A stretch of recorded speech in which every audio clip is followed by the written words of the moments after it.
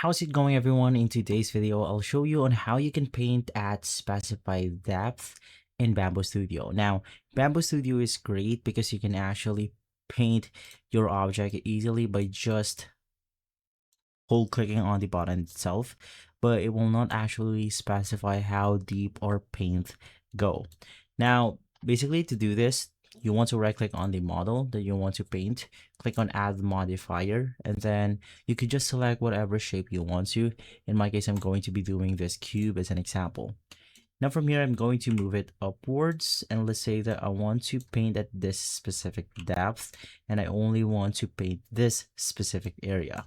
So what I want to do is to actually adjust my cube, making sure that they fit the area that I want to paint with. Once again, in my case, it's going to be from this area to the highest part.